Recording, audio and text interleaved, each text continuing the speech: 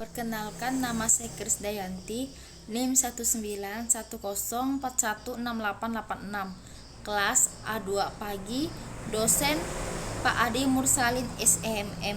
Di sini saya akan mempresentasikan tentang bisnis internasional. Manajemen distribusi internasional. Menurut Warren J. Kagan 2003, saluran pemasaran atau saluran distribusi atau marketing channels adalah saluran yang digunakan oleh produsen untuk menyalurkan barang sampai ke tangan konsumen atau pemakai industri.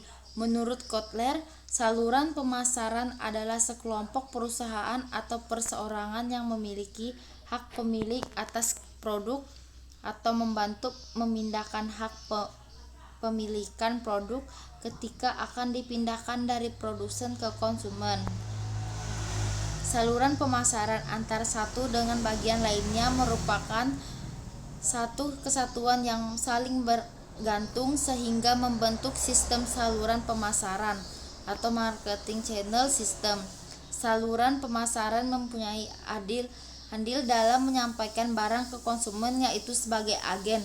Bagaimana perantara pemasaran bernegosiasi atau barang milik produsen dengan konsumen.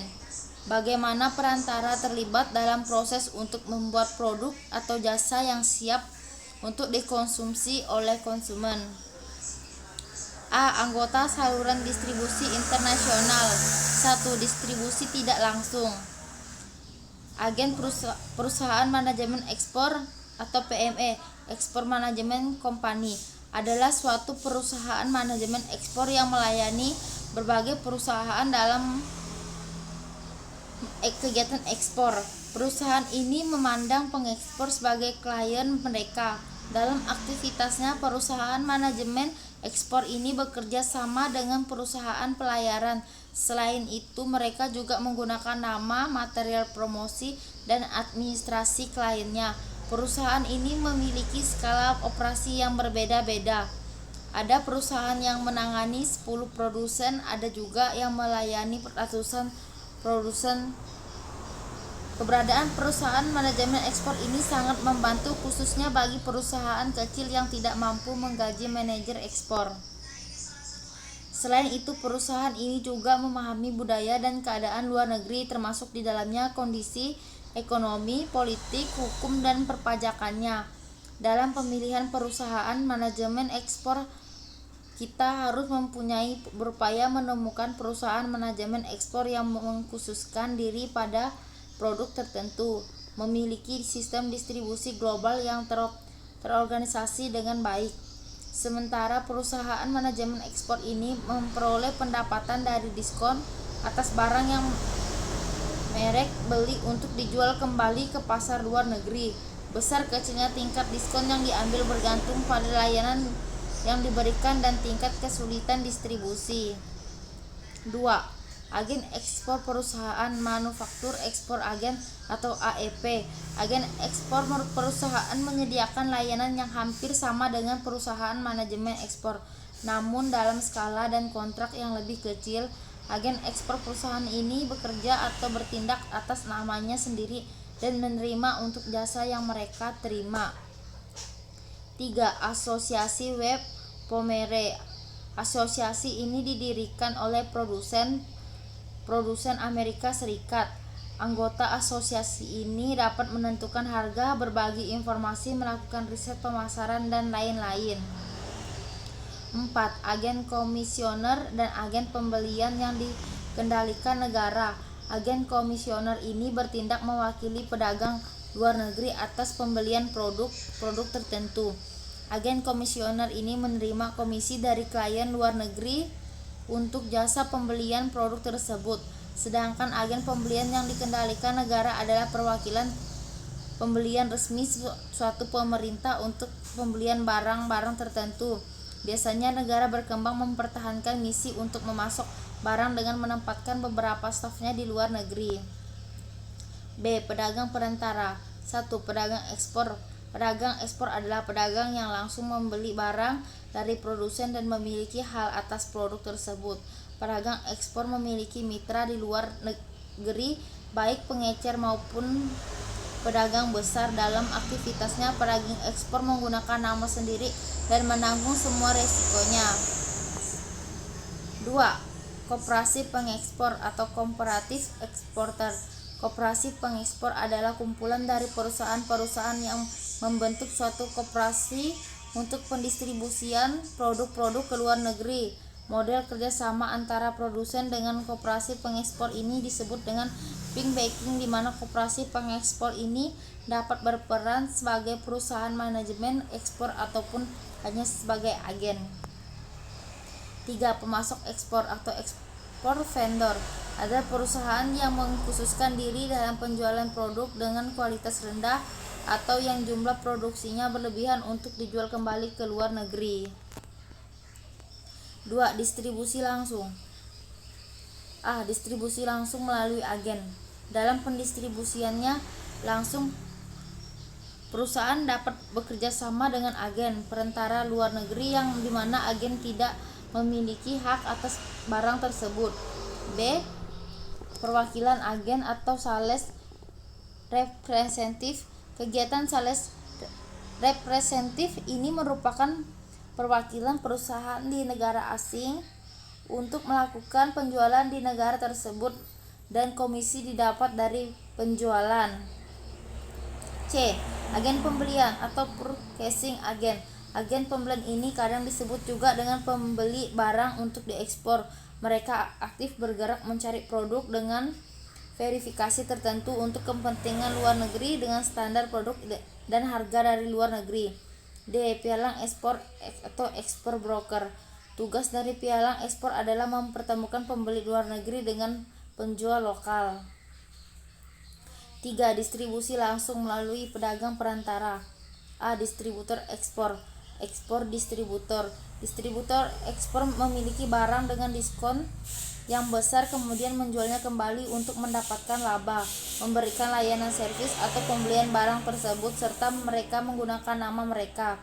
B. Pengecer luar negeri, foreign retail. Dalam pemasaran internasional, pengecer luar negeri memiliki dua fungsi, yaitu selain menjual barang langsung ke konsumen melalui jaringan toko yang dimiliki, mereka juga mendistribusikan barang ekspor ke pengecer lebih kecil.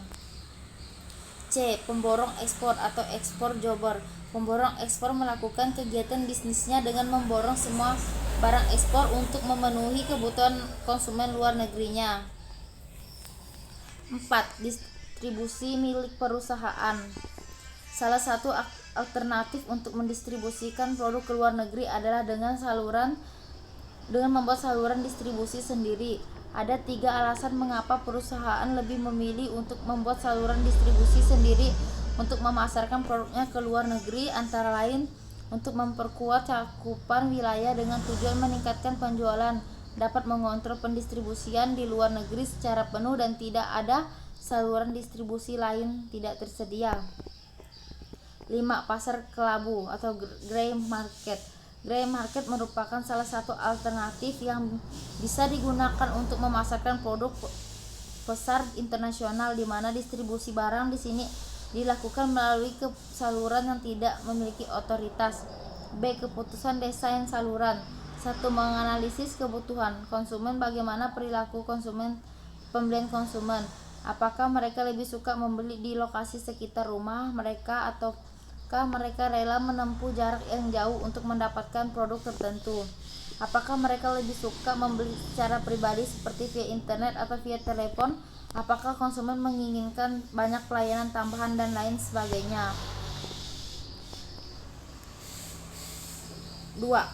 Menentukan tujuan saluran. Tujuan saluran pemasaran berkaitan dengan pendefinisian secara tegas pelanggan yang akan menjadi sasaran perusahaan dan berkaitan pula dengan tingkatan layanan kepada segmen-segmen pelanggan tertentu yang ditargetkan. 3. Mengidentifikasi alternatif utama. Alternatif ini berkaitan dengan jenis perantara yang digunakan, jumlah perantara, dan syarat tanggung jawab oleh masing-masing saluran pemasaran. Jenis perantara berkaitan dengan produk perusahaan, sedangkan jumlah perantara berkaitan dengan seberapa jumlah anggota saluran yang dibutuhkan perusahaan agar produk semakin dekat dengan konsumen. 4. Mengevaluasi alternatif utama. Tahap berikutnya adalah mengevaluasi alternatif dari hasil identifikasi berdasarkan kriteria ekonomi, kendali, dan cakupan. Kriteria ekonomi berkaitan dengan bagaimana perusahaan bisa menganalisis perkiraan penjualan, biaya, dan profitabilitas dari alternatif yang berbeda. 5. Pemilihan anggota saluran. Setelah perusahaan meninjau dan memilih sistem saluran selanjutnya, perusahaan mengimplementasikan sistem saluran. Perusahaan harus memilih anggota saluran pemasaran internasional yang sesuai. 6. Pengendalian anggota saluran.